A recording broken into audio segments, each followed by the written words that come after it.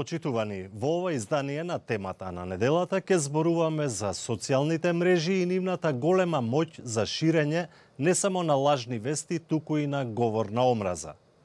Во ова време на социјални медиуми, кога светот се претвори и буквално во едно големо село, изгледа дека токму она најниското и најдолното најмногу се продава и секако се купува.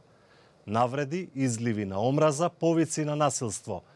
Па како да се спречи оваа појава ако се знае до што се може да доведе? Во пожарот што може да го предизвика некоја мала, безазлена искра или погрешен збор, жртви стануваат поединци, но и цели етникуми. Говорот на омраза знае да предизвика катастрофални последици. Деновиве Amnesty International оцени дека расните протести во Соединетите држави лани, кризата во Мјанмар и масакрите врз Рохинџа муслиманите биле последица на едно општество охрабрувано од неговите лидери да мрази. Оваа организација за човекови права во својот годишен извештај, во кој се офатени 159 земји, наведува дека реториката исполнета со омраза, особено од лидерите, ја прави дискриминацијата нормална работа. And what we find that in 2017, to a very alarming extent, sadly, the hateful rhetoric crossed into hateful reality. Генералниот секретар на Amnesty International, Сарил Шети, додава дека ваквата клима на дозволивост на ксенофобијата и омразата произлегува од тоа што лидерите не ги осудуваат кога ќе забележат такви случаи. The lesson from 2017 is that fear and hatred is a recipe for nothing but violence. We need leaders who are unafraid to stand for and defend the values of human rights, dignity and equality. Ширењето на таа омраза најбрзо оди преку социјалните медиуми. Неодамна американскиот председател Доналд Трамп на Твитер ја критикуваше познатата медиумска јастрена звезда Опра Винфри, оценувајќи ја како многу несигурна. Тој при тоа изрази надеж дека Винфри ќе се кандидира за председател во 2020 година, за да може и таа да биде поразена како и сите други. Таа веднаш оцени дека на таков начин се ширела омраза за неа. Nobody wants to be hate tweeted, especially by the president. Токму случаите на ширење омраза на социјалните мрежи ја зголеми потребата од нивна поголема контрола. Главниот оперативец на Facebook, Шерил Сандерберг, неодамна во Брисел во врска со тоа изјави дека на социјалните мрежи не треба да има место за омраза, тероризам и насилство. We have a responsibility, the word Commissioner Gabriel used, to prevent hate speech and terrorism from spreading online. Интересен е незиниот поглед во врска со лажните вести кои исто така шират омраза во јавноста. People think that false news is often politically motivated, and it is, but it is even more frequently economically motivated. People write these headlines to get clicks to make money. Затоа, според неа, неопходно е на овие луѓе да им бидат одземени финансиските стимулации, односно да не бидат дел од рекламните мрежи на социјалните медиуми. И во Македонија говорот на омраза најмногу е застапен и најбрзо се шири преку социјалните мрежи. Досега регистрираните случаи најчесто се врз основа на етничка и политичка припадност или сексуална ориентација.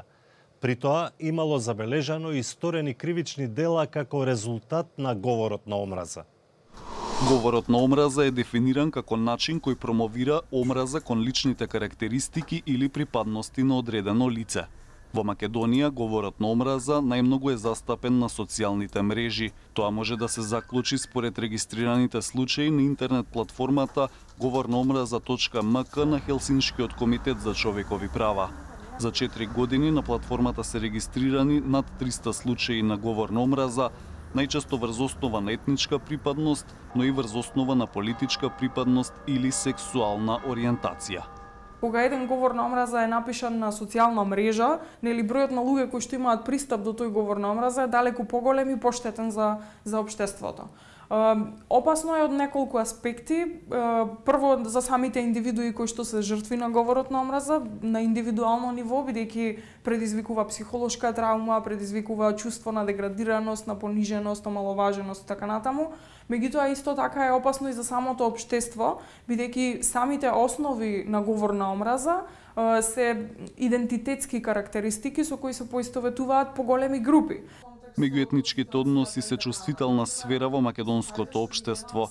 На нив говорот на омраза може да има големо влијание, вели Елена Брмбеска, посочувајќи на бројни случаи на извршени кривични дела како резултат на говор на омраза. Во доста примери сме забележале каде што самиот говор на омраза кој што е затекнат на интернет води кон дела од омраза понатаму. Такви има бројни случаи, не само врз етничка припадност, туку и врз другите основи, а тоа е политичката припадност или сексуалната ориентација. Например, во текот на 2016 година во Крива Паланка имаше протест против исламизација на Крива Паланка, каде што беше нападната просторијата прилагодена за верски обреди на ромската заедница. Тука е измешано со религиското уверување како основ за говор на омраза. Насилствата кои што се случија во собрание во текот на минатата година, исто така сметаме дека во голема мера се последица на целата онаа пропаганда, целиот тој говор кој што се употребуваше во јавноста од разни субјекти и кој што придонесе на некој начин да се подгрее таа тензија и да се случат насилствата во собрание. Во Македонија од 2014 година ширењето на говор на омраза е кривично дело. Познавачите велат дека има простор за подобрување на законските одредби, особено поради тоа што практиката покажува дека одредбите се неприменливи, бидејќи недостасува концизен член кој ќе ја даде дефиницијата на говорот на омраза, со што ќе се олесни постапувањето на јавното обвинителство и Министерството за внатрешни работи. Тоа беше се во ова издание на темата на неделата, во кое говоревме за опасните последици од ширењето на говорот на омраза низ социјалните медиуми. До гледање.